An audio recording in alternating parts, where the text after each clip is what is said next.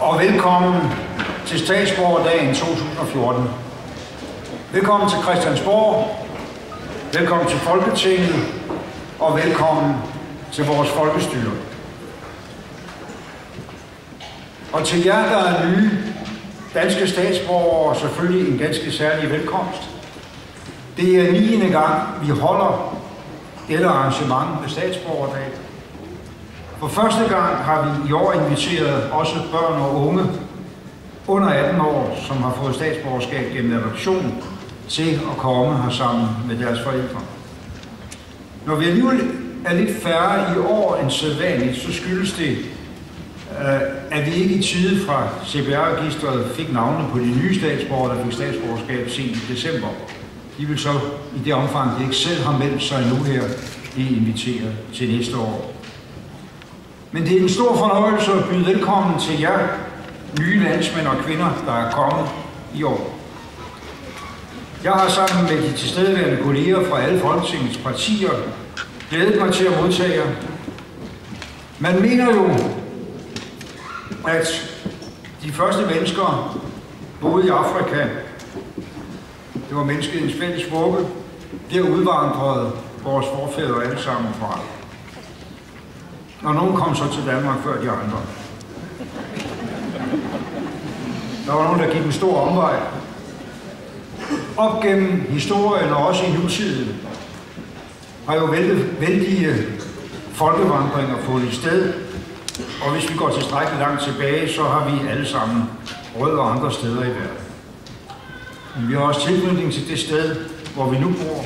De mennesker, vi er mest beslægtet med, den kultur og de vaner, der formes af at leve sammen.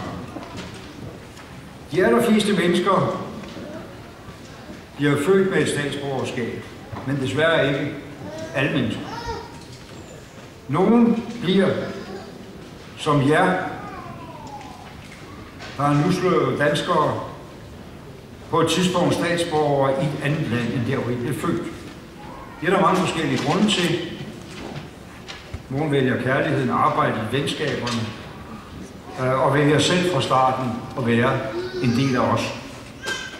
Andre kommer af bitter nød, forfulgt, truet på livet af politiske omvæltninger, tro, anfægtet i deres tro eller etniske tilhørsforhold og forfulgt af den grund, og skaber sig så heldigvis en ny og bedre tilværelse i Danmark. Jeg har bestemt den følelse, at det må være svært at vælge det gamle land fra. Uanset de bevæggrunde, I hver for sig har haft, så er det en alvorlig sag, en stor begivenhed i et menneskes liv at få et nyt statsborgerskab. De fleste af jer har været her længe. Vi kender Danmark godt. Nu har vi bare fået papir på hinanden. Det synes jeg er en stor tillidserklæring for begge parter, og også en gensidig forpligtelse for os. Vi er glade for, at I vil være sammen med os. Vi har jo... Vi har jo det håb, at I vil værne og udvikle det vigtigste, vi har her i Danmark, sammen med alle os andre, vores demokrati. Det bliver der kæmpet for mange steder. Nogle gange med held, men alt for mange gange. Ikke med held, men med store omkostninger. Vi har været heldige i Danmark.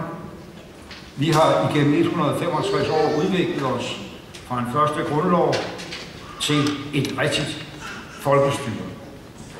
Og når vi slutter vores sammenkomst her i telten, så kan vi sammen gå op i vandrehallen i Folketinget og se på den første grundlov, på de to næste og på den grundlov, der gælder nu fra 1953.